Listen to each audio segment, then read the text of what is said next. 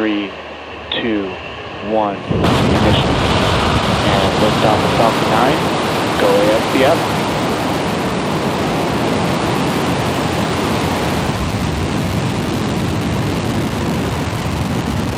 Vehicle pitching downrange. Chamber pressure is nominal.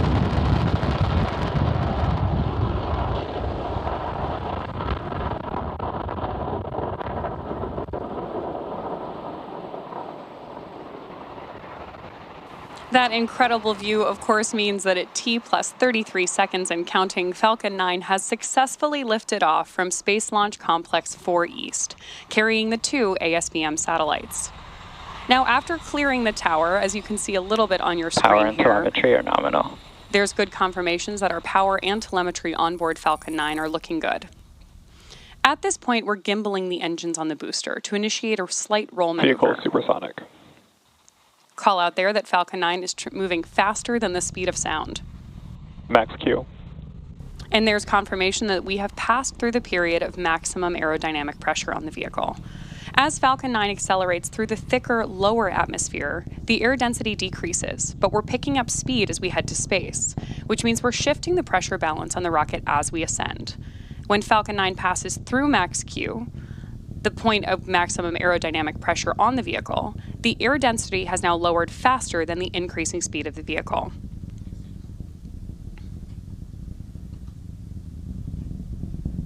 Great views there as Falcon 9 continues on its way to space. Now, coming up shortly, we'll have 3 events in quick succession, and we should hear all of these called out by Mission Control, starting with MECO, followed by stage separation, and then SES-1.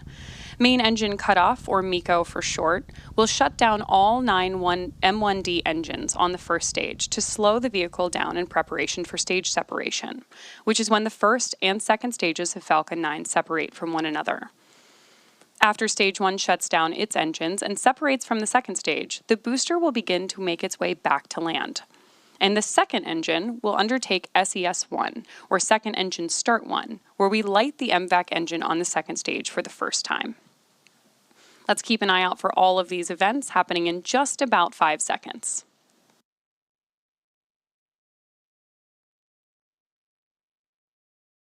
MECO. Stage separation confirmed.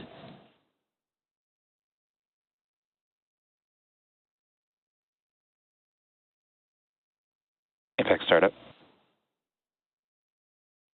Awesome views and confirmation that we have had main engine cutoff, stage separation, and of course, second engine start 1. So the next major call out we're looking for is fairing separation. Right now, the fairing is protecting the ASBM payloads from the environments on ascent. But once we reach the vacuum of space, they're no longer needed. So at that point, the halves separate and are jettisoned away.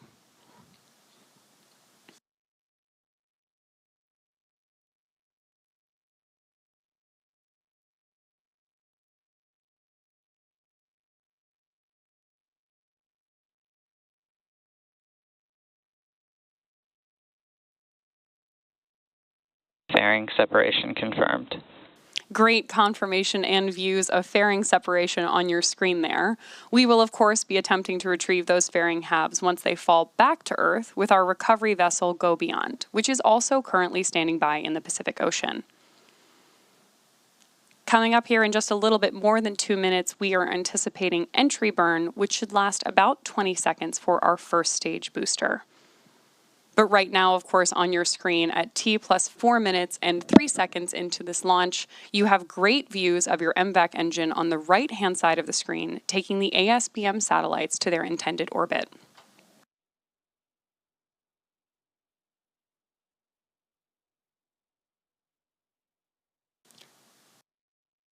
The next major milestone we're tracking for the first stage is the entry burn, which should begin at T plus 6 minutes and 22 seconds. To start the entry burn, we will relight 3 of the M1D engines on board the first stage, which is essentially similar to pumping the brakes to slow down the vehicle as it passes back into the Earth's atmosphere. That entry burn will help to reduce the heat generated from the friction of the atmosphere and reduces aerodynamic. Nominal trajectories. Good confirmation there that both the first and second stages are on nominal trajectories.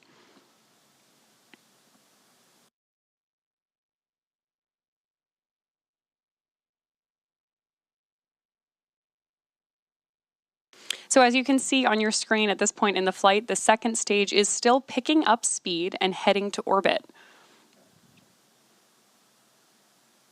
On the left-hand side of your screen, you have a great view down the side of Falcon 9 and two of those titanium grid fins just atop the booster preparing for landing. Again, the Falcon 9 first stage supporting today's mission is performing this entry approach for the 22nd time.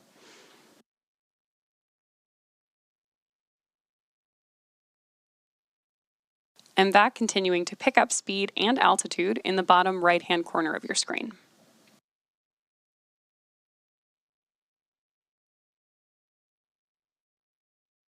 The engines on board the first and second stage are actually quite similar, but the Merlins on the first stage are optimized for sea level. These achieve 190,000 pounds of thrust each during both ascent and descent. The MVAC engine, by contrast, has a much wider nozzle, which you can see on the right-hand side of your screen right now, and is optimized to 220,500 pounds of thrust in the vacuum of space. One of the next major milestones we're tracking here is Stage 1 entry burn startup. There's confirmation that we have entry burn startup on board our first stage on the left-hand side of your screen.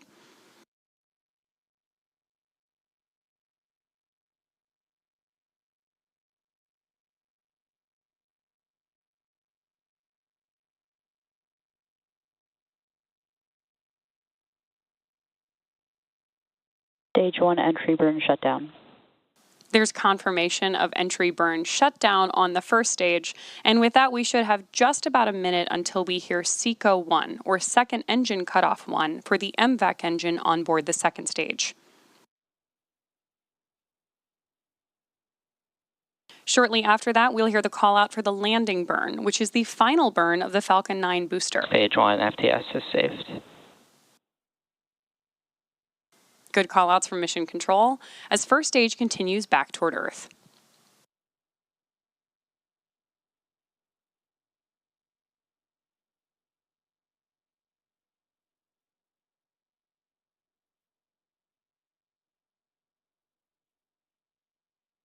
Stage 2 FTS is saved. Stage 2 is in terminal guidance. Good callouts from Stage 1 transonic. From Mission Control, and with that last one, we know that Falcon 9 continues on its way back to Earth. Great views of those grid fins steering through the atmosphere as well.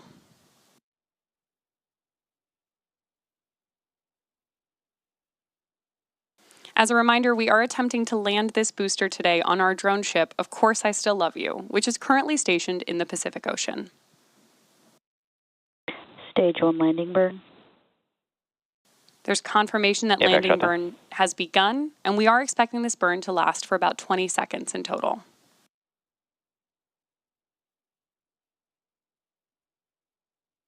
Nominal orbit insertion. Landing leg deploy.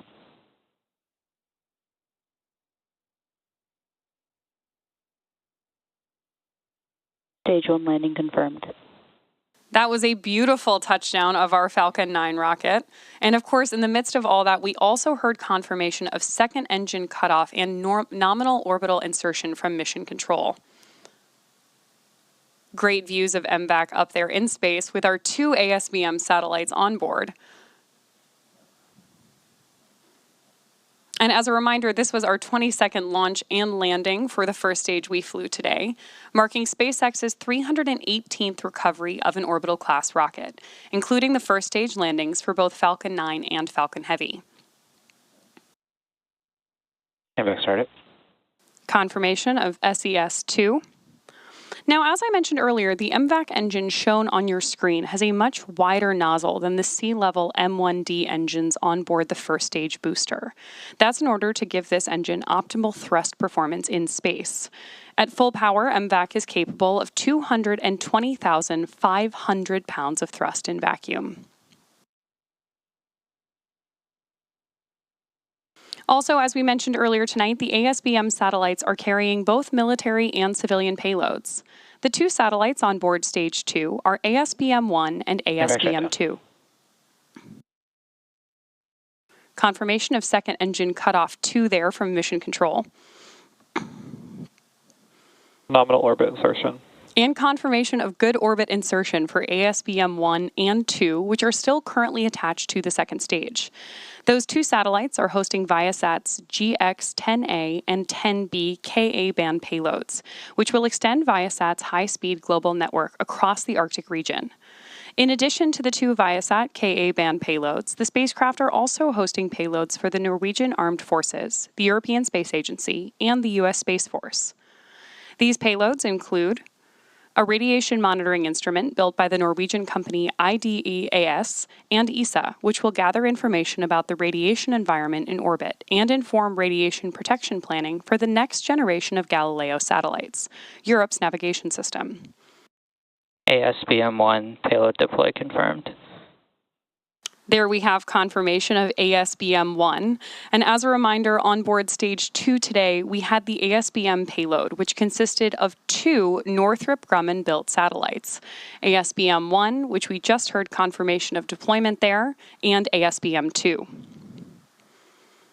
With that confirmation, we are headed back into another coast, but we'll see you back here in just about 4 minutes for the deploy of ASBM-2.